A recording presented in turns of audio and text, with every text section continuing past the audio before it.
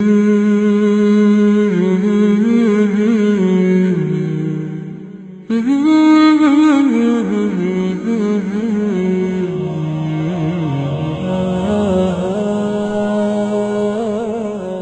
له لحلاوة، وإن عليه لطلاوة، وإن أعلاه لمثمر، وإن أسفله لمغدق، وإنه ليعلو ولا يعلى عليه.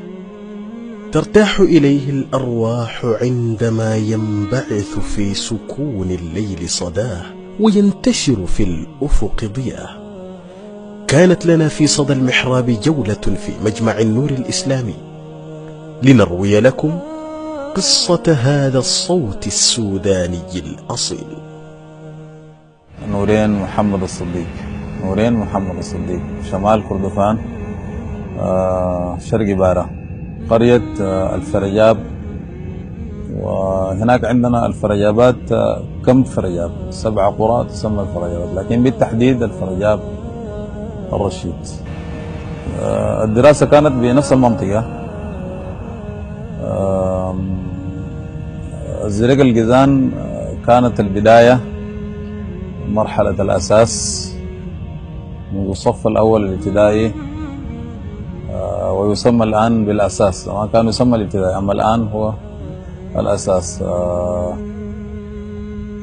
حقيقة قرأت يعني مرحلة الأساس بالمنطقة، منطقة الزرق الجيزان جوار الفرجاب. وبعدها من مرحلة الأساس انتقلت مباشرة إلى خلوة القرآن، خلوة مولانا الشيخ المكي، الشيخ عبد الرحيم، الشيخ الرشيد. خلوة عريقة وقديمة لها عشرات السنين، وتخرج منها الكثير من الحفاظ. نسأل الله سبحانه وتعالى أن يبارك لهم وأن ينفع بهم إن شاء الله سبحانه وتعالى. بعزيمة قوية ورغبة صادقة، شق شيخ نورين محمد صديق طريقه في حفظ القرآن الكريم. فقط نحن يعني ظللنا طيلة هذه الفترة. أنا تخرجت من الخلوة سنة، دخلت الخلوة 94، وحفظت القرآن في 2 والحمد لله رب العالمين، اللي هي 96. ودرست بنفس الخلوة 4 إلى 5 سنين، وكذلك في بقية الولايات حفظت هذا القرآن. وما التحقت بالجامعة أصلا يعني. طبعا بدخلون الخلوة، أقصد المدرسة، في 7 سنوات، وبعد ذاك إلى أن وصلت الصف الثامن. دي كانت بتاعت 15 سنة يعني، ما أقل ولا أكثر، 15 سنة. لكن الفترة اللي أنا قضيتها في الخلوة فترة مميزة يعني، وجئت لحفظ هذا القرآن عن رغبة، يعني رغبة شديدة. أنا كنت بالمدرسة ولكن متعلق بالخلوة، كنت كايس فرصة إنه أمشي أذهب إلى الخلوة لأحفظ هذا القرآن، لأنه أصلا الرغبة موجودة جواي. الحمد لله رب العالمين 94 من الأساس مشيت الخلوة وبديت. فالمدرسة زادة كانت بالنسبة لي مفتاح، لأنه أنا دخلت الخلوة وأنا أعرف أقرأ وأعرف أكتب الحروف.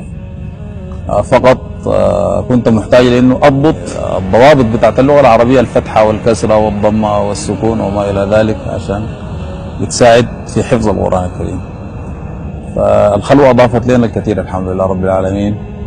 المدرسة بداية كانت موفقة، والخلوة تمت لنا ما تبقى من معرفة إن شاء الله.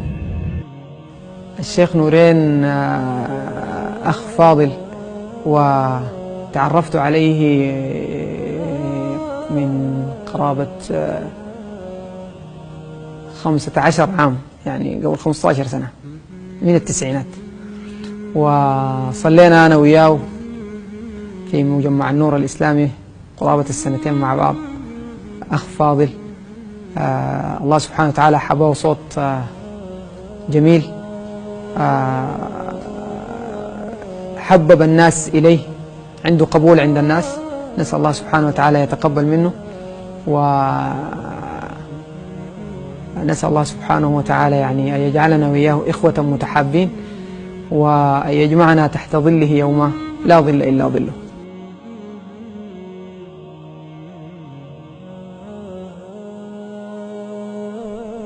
قال رسول الله صلى الله عليه وسلم: تعاهدوا القرآن فوالذي نفسي بيده لهو أشد تفلتا من الإبل في عقلها. النبي صلى الله عليه وسلم لما قال هذا الحديث قال أشد تفلتا من الإبل في عقلها، يعني ما زيها، هو أشد منها. وهذا الكلام لو سألنا عنه أهل الإبل الذين يرعون الإبل، الذين يحفظونها ويتعاملون معها، هم يعرفون كيف أن الإبل إذا لم تعقل بالليل ماذا يصير عليها.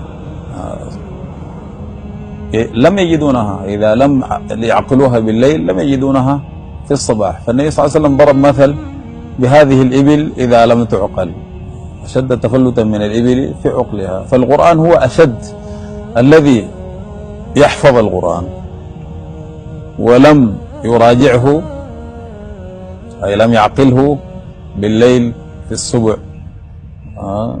يجده يتفلت، هو أشد تفلتا. فالذي يريد أن يحفظ القرآن ينبغي عليه أن يراجعه دوما، وأن يجعل له وردا من القرآن يراجعه كل يوم، وإن لم يفعل ذلك يتفلت هذا القرآن. سابقوا إلى مغفرة من ربكم وجنة عرضها كعرض السماء والأرض.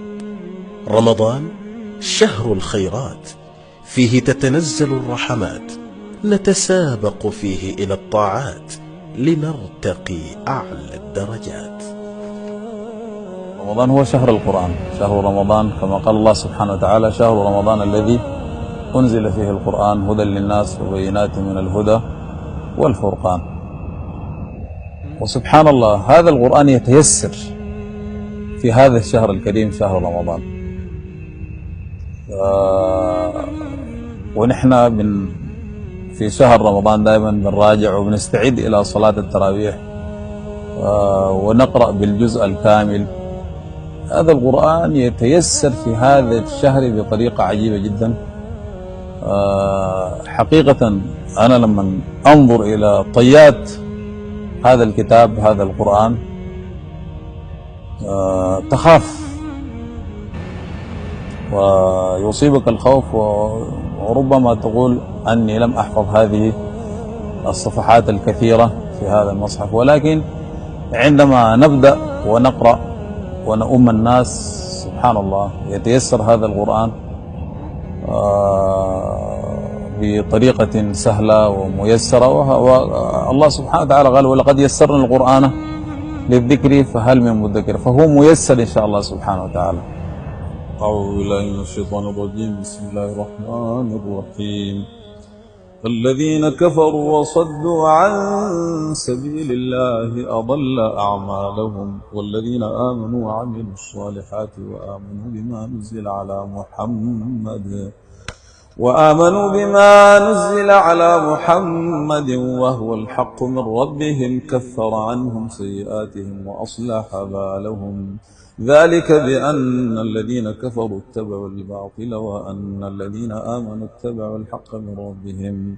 كذلك يضرب الله للناس أمثالهم، فإذا لقيتم الذين كفروا فضرب الرقاب حتى إذا أثخنتموهم فشدوا الوثاق، فإما منا بعد وإما فداء حتى تضع الحرب أوزارها.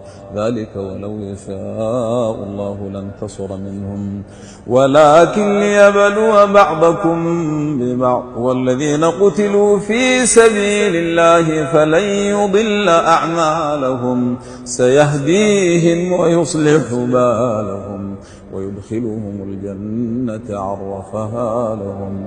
يا أيها الذين آمنوا إن تنصروا الله ينصركم ويثبت أقدامكم والذين كفروا فتعسا لهم وأضل أعمالهم ذلك بأنهم كرهوا ما أنزل الله فأحبط أعمالهم.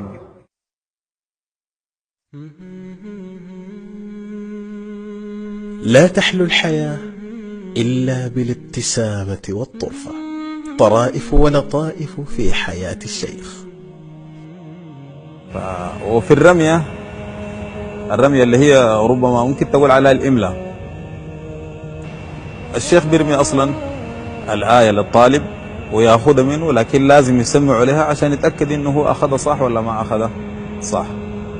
ففي سورة ألم نجعل له عينين ولسانا وشفتين، أنا اديته الآية هكذا، لكن لما قال لي مرة ثانية فقال ألم نجعل له عينين ولسانين وشفتين. الطرائف كثيرة لكن الواحد طال عليها الزمن يعني. كذلك الإمامة. وأنا أذكر يوم في صلاة التهجد كان معي بعض الإخوة، بدأ يقرأ وسدد عليه الآية ورجع كررها المرة الأولى والثانية، ولكنه في المرة الثالثة أتى بها، فتفاعلت معه وقلت له أيوة كده صح في أثناء الصلاة يعني. فهذه من الطرائف اللي حصلت لنا في الإمامة برضه يعني لا تنسى يعني. الشيخ القارئ نورين محمد صديق قارئ من قراء السودان، تميز بالصوت الجميل في قراءته، وهو إمام مجمع النور الإسلامي. تشرفت بمعرفته من قبل 5 أعوام. كنت أرتاد مجمع النور الإسلامي حينما كنت أسكن قريبا من ذلك المسجد. كنت أراجع معه رواية الدوري في فترة الصباح، وهو له فضل كبير علي بعد الله سبحانه وتعالى في قضاء وقت الفراغ في السودان حينما كنت في السنة الأولى. أعانني كثيرا بعد الله سبحانه وتعالى في غربتي، ولنا علاقة أخوية قوية جدا لا يعرف عنها إلا الله سبحانه وتعالى، وهو أخ جليل وشيخ موفق. ما من قارئ إلا وله سورة أو آية تهز أشجانه وتلامس وجدانه. هي سورة الرحمن. سورة الرحمن يقال أنها عروس القرآن، فسبحان الله لي بها علاقة